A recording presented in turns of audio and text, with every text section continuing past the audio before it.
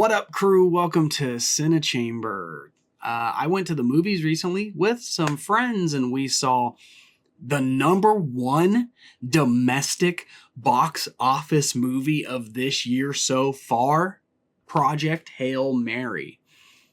Kind of shocking to me that this is the number one domestic box office movie of this year. That's really saying something. It has a very wide appeal. I believe worldwide, it's the second most grossing box office movie next to a movie I believe called Pegasus 3. So, should you go watch this movie? Probably, but let's talk about why. Well, this movie stars Ryan Gosling as Ryland Grace. Most of the time, generally just going by Grace or Dr. Grace. Basically, Grace wakes up on a spaceship all alone. Long beard, just kind of disoriented, unsure of why he's there, what's going on, who he is, the whole reason for the mission of the spaceship that he's on, the spaceship being called Project Hail Mary. The movie does a lot of flashbacks, different kinds of flashbacks, periodically throughout the entire movie, to where we can learn as an audience some subtext and context of why the mission takes place or why there are certain things that we learn throughout the movie. This is also basically Grace's character learning or regaining these memories at the same time as the audience learns them. So you're kind of not lost at all. It has really good pacing when it comes to that part of the movie. During these flashbacks, we're going to see a lot of him talking to basically the project leader, Eva Stratt, played by Sandra Holler. She's a really good, grounded character. She's basically in charge of the entire mission, entire project for the entire world, because the issue that they are facing is a worldwide issue. So the world has came together trying to solve the mystery of the issue plaguing them, right? I personally believe that the scientific sci-fi elements that they bring to the table, discussing, the issues that they have for their mission, are believable, and they're believable enough to help you enjoy the movie and to help carry you through the movie, hoping, to find a solid, satisfying conclusion. So Grace, when he gets to Tau Ceti, which is a real solar system in our galaxy, he has to go there because that's the only solar system not having the issue that they are having, at least the closest one with the same sun-like planet as our own, So when he gets to Tau Ceti, he sees that there's another ship there, an alien ship. I don't think that's spoilers. It does show some footage, I believe, of the alien friend that he makes acquaintance with. There's a few pictures here that I have on display. It even says in the description, a unlikely friendship helps Ryan Gosling, aka Dr. Grace, along the way, right? So, he reaches Tau Ceti. He finds out he's all alone on the ship. Everybody on his ship has died. The entire crew has died. Their life support systems did not sustain them. He's the only one left. When he finds the other spaceship, he meets his alien friend, who's named Rocky, which is played by a guy named James Oritz.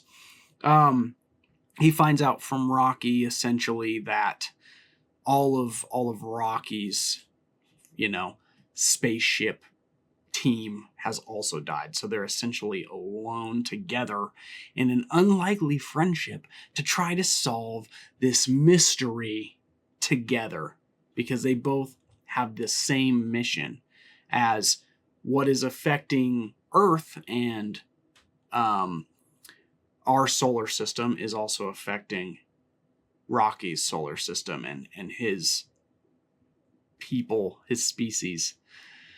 Yeah, so that's basically the general synopsis of the movie.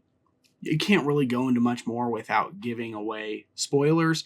Even talking about Rocky himself, I feel like is a spoiler, but I don't believe that it is. So I'm sorry if that ruins this for you, even learning that. But in my opinion, it's not a spoiler. I haven't watched any of the trailers for this movie, but again, there's pictures out there. It even describes it in the description on IMDb that he develops a special friendship. What else would that be when he's out in the middle of space, right? Other than aliens. So, the CGI in this movie is beautiful, stunning, it's enjoyable, it's space. I mean, space is always enjoyable and beautiful. And then, the CGI of the alien Rocky is really good too. And the Rocky spaceship is really cool as well. None of the CGI takes you out of the movie or does not feel realistic. And it just helps you enjoy the movie as you go through it.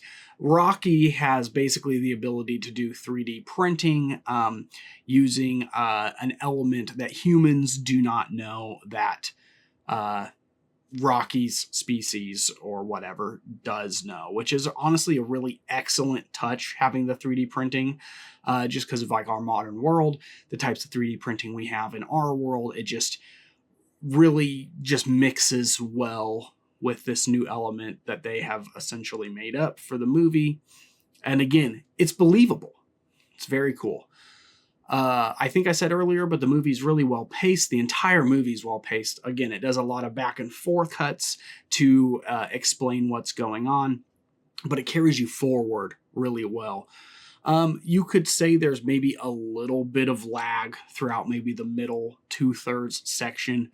The movie is a little longer because it's like 2 hours and 40 minutes or something along those lines. So if you're going to go to the theaters, prepare for a long one. Don't drink too much soda because you're not going to want to go to the bathroom like I always end up having to do. But I didn't this time. I was a good boy. Anyway, there are tons of cute elements. This movie's really, really cute, actually, with the relationship that Rocky and Dr. Grace form. There is a lot of great moments layered into the film that have a lot of emotional depth to them too, and are very emotional and might make you a little teary-eyed, or for some people will just make you cry. It's good. It's a powerful movie. So those are basically the reasons this is the number one box office movie in America domestically, number 2 worldwide. So I truly believe you should go see it. Let's continue the growth of this movie. It is a fantastic, enjoyable watch. If you don't want to go to the theaters, if you can't afford that, totally cool. I'm sure it's going to come out on streaming here in the near future, and it's definitely going to be worth a watch. Probably going to be a contender for best movie of the year. In the Academy Awards. I would not be surprised with how big this movie has become. And basically, the new Gosling era, I feel like starting with Barbie, is just continuing to explode. The hopeful, loving Gosling era is just grooving on.